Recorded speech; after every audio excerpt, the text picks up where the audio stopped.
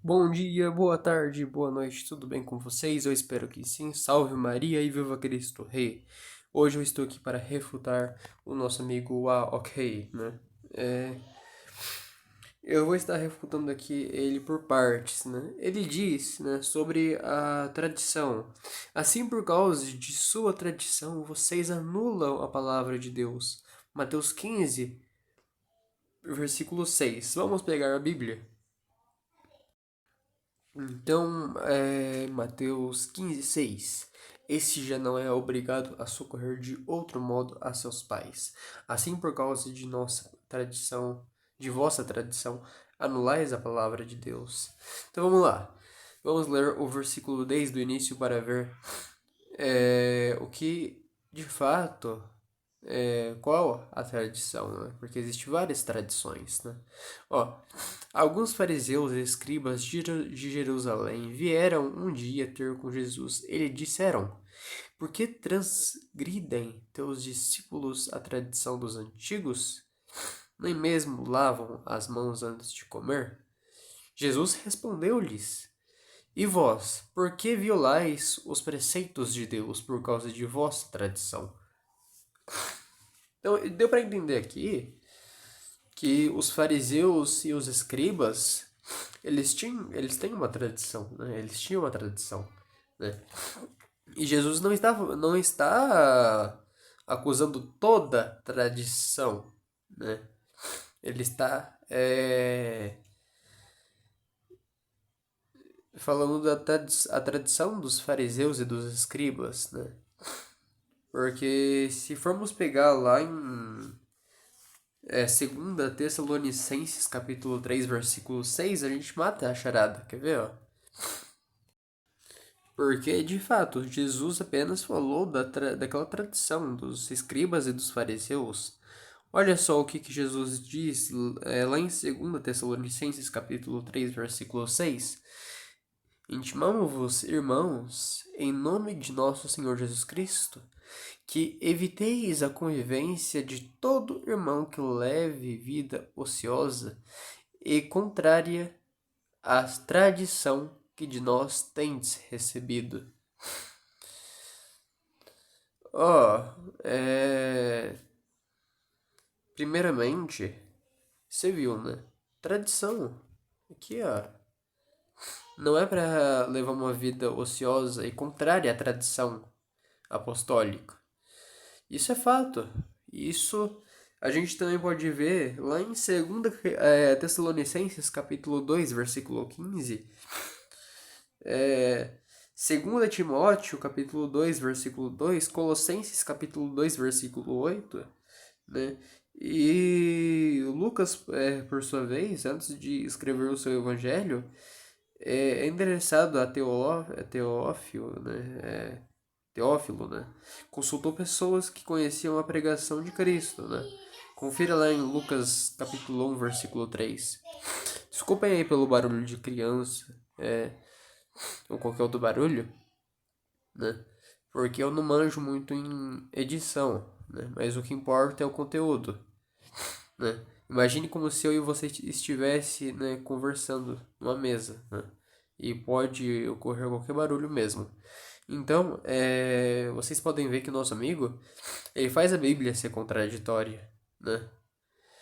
Vamos pegar aqui a patrística agora. Ó, o que a patrística vai dizer, né? As verdades conservadas e anunciadas na Igreja chegaram até nós ou através do ensinamento escrito ou foram nos transmitidas nos mistérios pela tradição apostólica. Quer umas, quer ou outras têm a mesma força para a piedade, e todo aquele que sabe o que são as instituições eclesiásticas não contradirá nenhuma delas.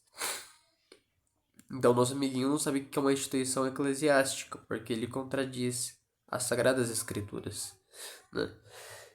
De fato, o protestantismo ele contradiz as Sagradas Escrituras e podemos ver isso a olho nu. É, Aqui vemos que tem a tradição apostólica e tem os seus ensinamentos escritos também, né? Então, de fato, A tradição é desde os primeiros cristãos, amiguinho. Então, antes de você colocar um versículo isolado, você deve ler o que se passa naquele versículo. Não adianta você pegar um versículo isolado e falar assim, ó, tá vendo? Jesus Cristo aqui, ó, tá dizendo que a tradição é contra, anula a palavra de Deus. Poxa, assim não dá, cara. Eu citei aqui diversas outras passagens que refuta esse seu argumento podre, né? Então, vamos para a segunda objeção do nosso amigo. Então, vamos lá, o nosso amiguinho tá falando de idolatria, de adorar, etc, etc, etc, né? Ele tenta explicar é, que nós somos idólatras e etc, né? Mas que não tem nada a ver um com a outra, né? Pegar o dicionário Aurélio é fácil. Agora, procurar saber de fato o que é, não tem coragem, né? Vamos explicar mais ou menos resumidamente aqui ao nosso amiguinho. Primeiramente, que a gente deve saber que beijar, né? Adorar, né? Não é você adorar alguém. Tipo assim, eu adoro um tomate. Vou colocar uma suposição aqui. Um tomate, eu adoro um tomate. De fato, eu estou colocando esse tomate em cima de Deus? Não. Então, a gente deve saber que nem tudo é adoração. Adoração é aquilo de fato que você coloca acima de Deus ou como criador do universo. Beijar, amigão, não sei se você sabe. Eu vou te explicar aqui o que é uma imagem, o que é adorar, o que é idolatria, o que é venerar, ok? Vamos lá. Imagem é a representação de um ser em seu aspecto físico, né? As imagens, também uma fotografia, uma estátua, um quadro, etc, né? Então, agora vamos para o significado de ídolo, né? Ídolo é um falso deus inventado pela fantasia humana, sol, lua, animais, etc, né? Adorar é o ato de considerar Deus como o único criador do mundo.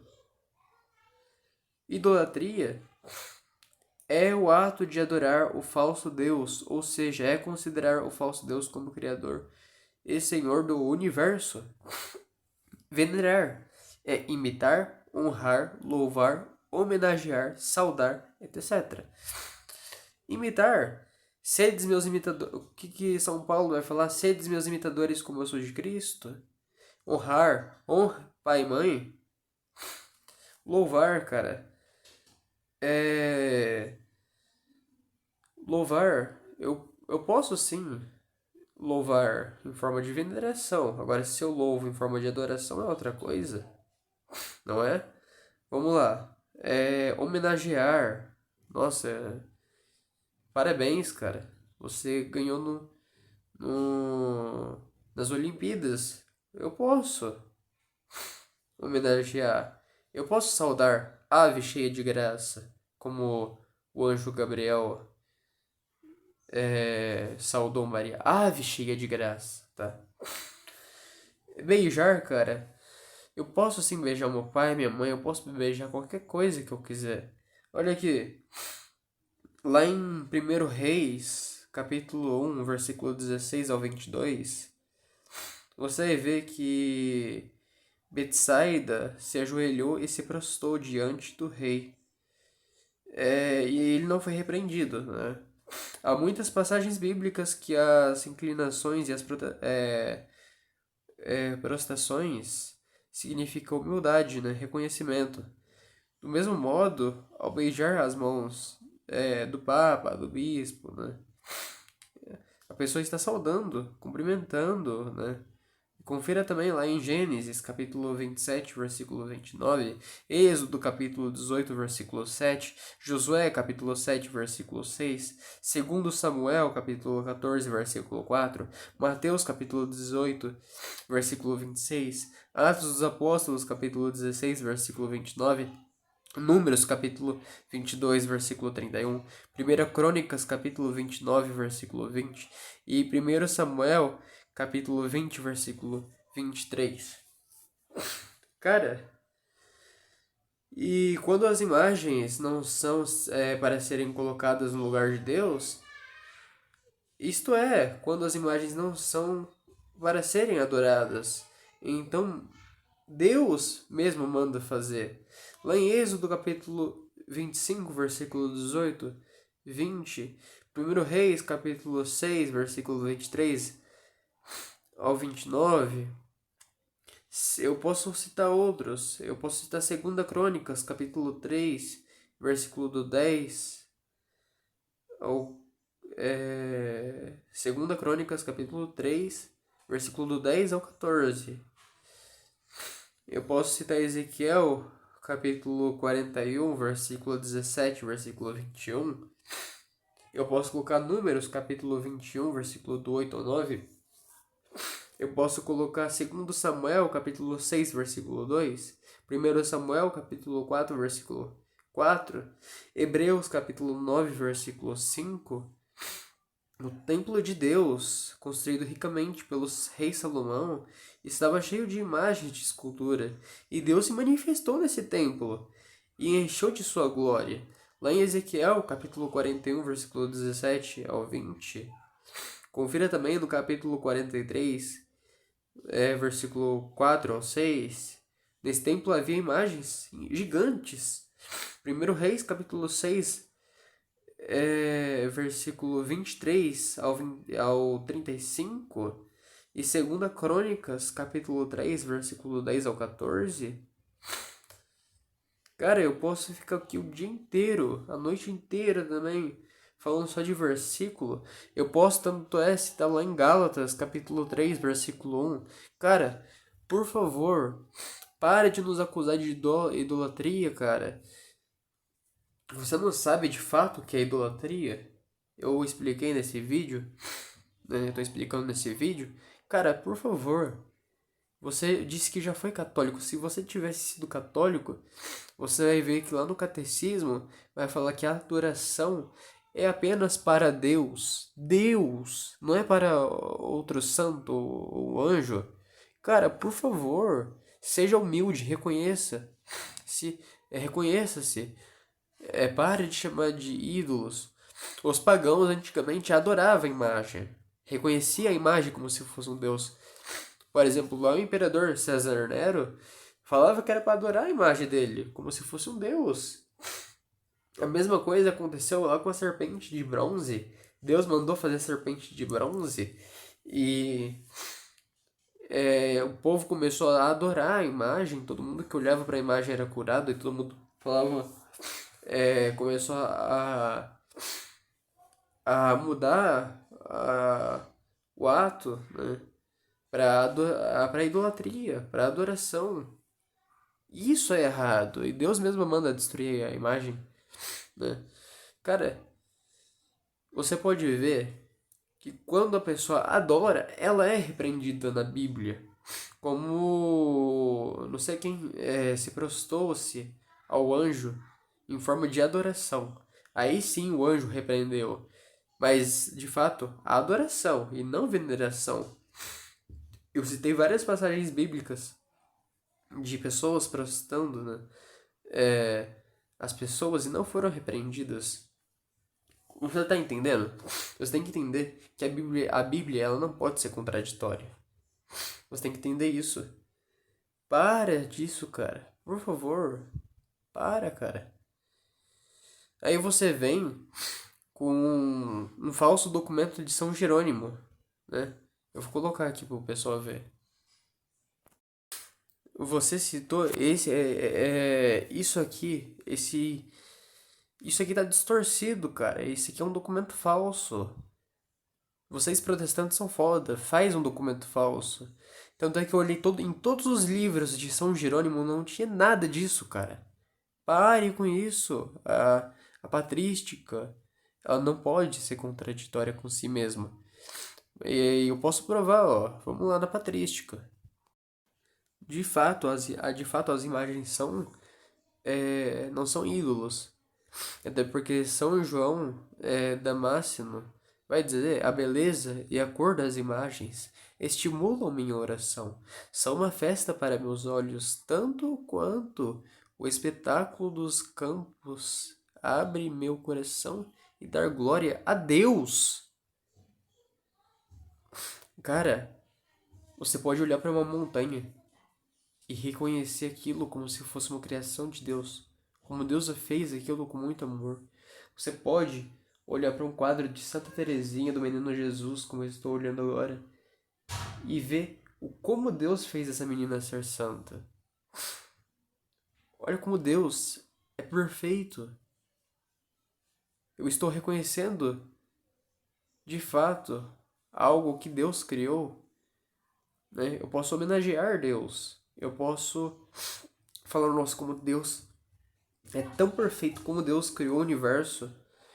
Se se a gravidade fosse um pouquinho mais forte,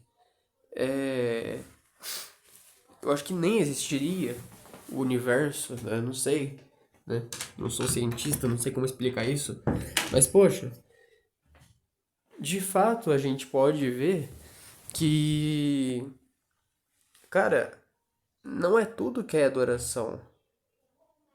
Isso que você faz, cara, é uma desonestidade intelectual. Não faça isso, não xingue as pessoas de demônio, cara. De fato, você xingou a gente de demônio de idólatra. Cara, eu já, de fato, você e mais um outro que eu não vou citar o nome, faz isso. Agora os outros, ao qual eu dialoguei honestamente, eles dialogaram comigo honestamente, não me xingaram, não me maltrataram. Cara, até é legal de dialogar com essas pessoas. Agora, pessoas que xingam, cara, não tem graça. Não tem como dialogar com esse tipo de pessoa, ela tá soberba. Ela é soberba de vitória. Ela acha que tá na verdade, só que tá na cegueira espiritual. Aí você vem com um versículo que fala que a igreja não é necessária para salvação, cara. Como a igreja não é necessária para salvação? Me explica isso, cara. Eu vou explicar mais ou menos o que é a igreja, o porquê é necessária a igreja. A igreja, ela é o corpo místico de Cristo. Cristo é o cabeça da igreja e nós somos os membros da igreja. Não tem como você separar o corpo da cabeça e nem a cabeça do corpo. Isso é fato.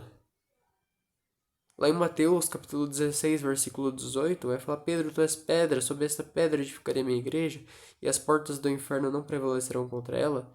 E eu te darei as chaves do reino dos céus. Tudo que ligares na terra será ligado no céu, e tudo que desatares na terra será desatado no céu. Gente, aí você vem e fala assim: a igreja somos nós. Você pode falar isso, só que não desprezar, né? A gente pode sim falar que a igreja somos nós, né? Mas o sentido da igreja, o que realmente é igreja, é muito mais amplo que isso. É muito mais amplo. É, de fato, você falar que a igreja somos nós não está 100% errado. Mas do jeito que você interpreta que a igreja somos nós, já está errado. Porque uma coisa é você falar que a igreja somos nós, que a gente não precisa da autoridade eclesiástica, que a gente não precisa do papa, que a gente não precisa do bispo, que a gente não precisa do presbítero, que é o padre. Cara, tá errado isso. Porque tanto é que na igreja a gente tem uma hierarquia, não sei se você sabe. Bispo, presbítero, diácono, tá? Vamos lá. Vou te ensinar. Presbítero é o padre, é o sacerdote. Bispo é o bispo. Tanto é que o bispo de Roma é o papa, tá? Para você ter uma noção. esse termo Papa só foi ser chamado depois de no ano 600, no ano 500, se eu não estiver enganado, por aí, né? Mais ou menos essa data.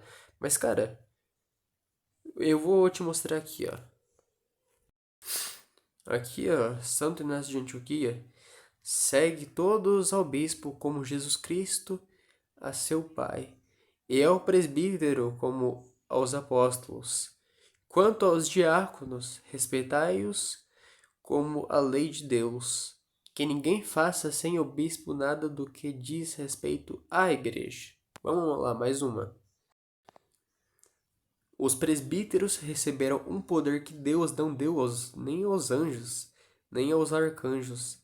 Deus sancionará lá no alto tudo o que os sacerdotes fazem aqui embaixo. Cara, de fato, eu não sei como você não enxerga isso. Você dizia-se católico, mas que tipo de católico que você era? Não rezava o terço? Cara, por favor, cara, vai estudar. Parece uma criança que não sabe limpar a bunda? Vamos lá, mais uma. A igreja recebeu as chaves do reino dos céus para que se opere nela a remissão dos pecados pelo sangue de Jesus Cristo e pela ação do Espírito Santo. Nesta igreja a alma revive, ela que estava morta pelos pecados, a fim de viver com Cristo, cuja graça nos salvou. Viu como a igreja ela é necessária? Vamos lá. A mensagem da igreja é, portanto, verídica e sólida, pois ela mostra ao mundo um único caminho de salvação. Assim como a vontade de Deus é um ato e se chama mundo, assim também sua intenção é a salvação dos homens e se chama igreja. Aqui, ó, você pode ver que a igreja que somos nós, entre aspas, não cabe a esse texto, porque aqui está falando de homens e depois fala que a salvação é a igreja. Então, é, esse jeito ao qual você fala que a gente não deve procurar a igreja já está errado. E para mostrar como o bispo de Roma era a autoridade, né, mesmo não sendo papa, né, na época, mas tinha uma autoridade maior sim sobre os bispos. Vemos aqui, ó, cada discípulo de Cristo deve estar em comunhão com a cátedra de Pedro. Eu sei que a igreja está edificada sobre esta pedra. Aqui acaba. Aqui acaba. Então, cara, antes de falar asneiras, estude um pouquinho mais, por favor, tá? Não queira mostrar documento deturpado porque não cabe, cara. Aqui não, tá? São Jerônimo, ao qual você utilizou, olha o que ele diz aí, ó. Cara, olha, sinceramente, eu vou fazer um desafio aqui agora pra você. Se realmente estás com a verdade, não fugirá a um debate em uma live do YouTube. Eu te desafio a um debate. Eu te desafio. E eu te digo, quem é verdadeiro não foge. Quem verdadeiramente está com a verdade não foge. Então eu te desafio. Eu te desafio a um debate. Eu estarei colocando na descrição o link do meu Instagram. Link não, o nome do meu Instagram. Quando você vê esse vídeo aqui, entra na descrição e você vai ver o link. E você conversa comigo lá e a gente marca o debate. Então, salve Maria e viva Cristo Rei.